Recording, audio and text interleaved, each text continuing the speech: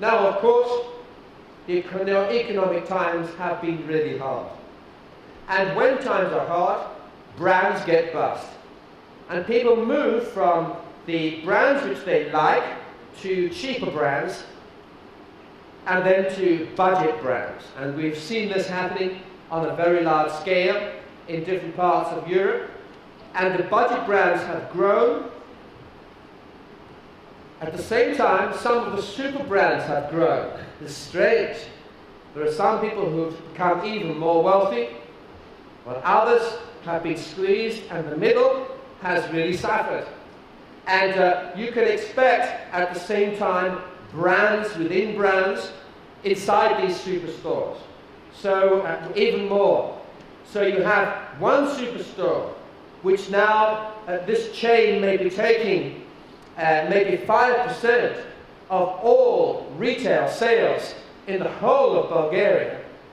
But inside this store, we're now seeing sub-brands within the big brand that may be Lidl, or it might be a Carrefour, or it might be one of your own brands here.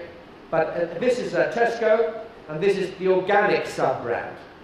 This is Tesco Finest brand. This is the premium brand inside Tesco as a superstore. And you will find inside Tesco 10 or 12 or 15 sub-brands. Each of them has their own colouring, their own identity, their own logo, but they are all Tesco. And connected with this is the watching the customer, literally with a camera, watching where their eyes move, how they walk around the store, where they stop, what pulls their eye this way or that. Where do we put the bargain? Where do you put the bread? And where does the fish go? The location of the fish in the store is really important. It has to be in exactly the right place in the customer journey, which is why all the big chains put their fruit and vegetables at the beginning. They put their big smells, the fresh bread, very close to the beginning. They put their big wine and alcohol at the end, because they know how you think, how you move. And this data creates profit for retailers. And it's exactly the same in a huge multi-store like Technopolis. The customer journey can also be mapped.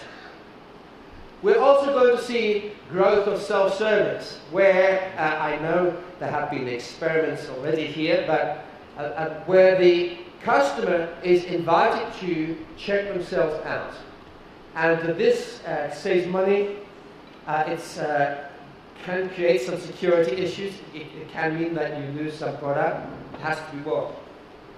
While I said that we've had a move from the middle quality brands to less expensive and then to budget, at the same time, the world has never seen so many sales of absolute top-level premium products, really expensive things.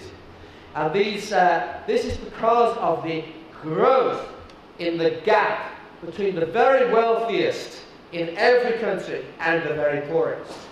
And shops that provide for this premium experience are doing very well.